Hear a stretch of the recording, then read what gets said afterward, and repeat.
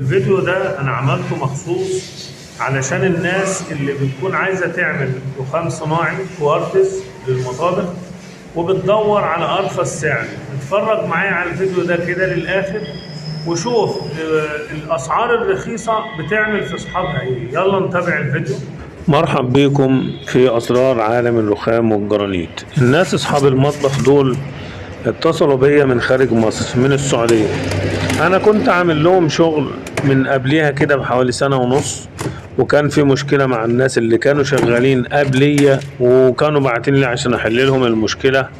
ورحت المهم بعد ما المشكلة اتحلت وصفوا حساباتهم مع الناس اللي كانوا عندهم، عملت لهم شغل كوارتز إحواض حمامات.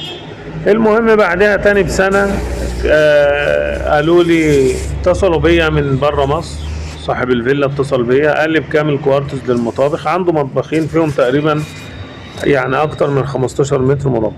المهم اديته سعر، ولكن هو تقريبا لقى الناس اللي اشتغلوا له دول اللي احنا بنعرض شغلهم دلوقتي دول لقاهم بسعر ارخص، فعلشان يوفر 2000 3 5 الله اعلم يوفر كام، جاب الناس اللي عملوا الشغل ده وعملوه بالطريقة دي كده.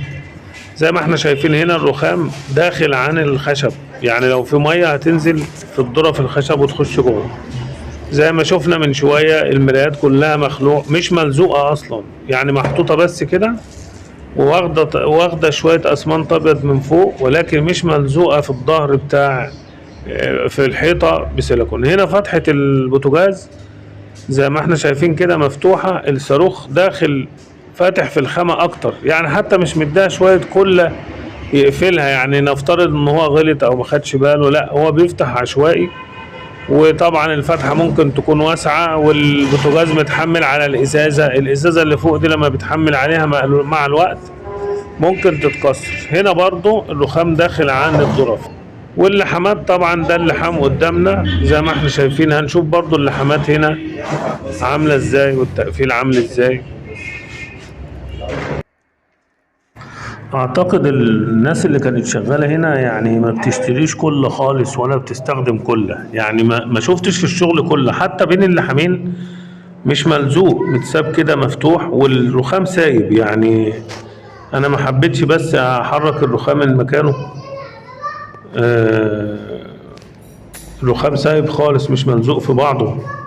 وهنا القايم اللي واقف قدامنا ده، القايم ده المفروض انا بنزله في الارض شوية، بحفر له وانزله شوية، ولكن هم حاطينه كده على وش الارض، ولو خبطت عليه كده خبطتين ممكن يتخلع من مكانه.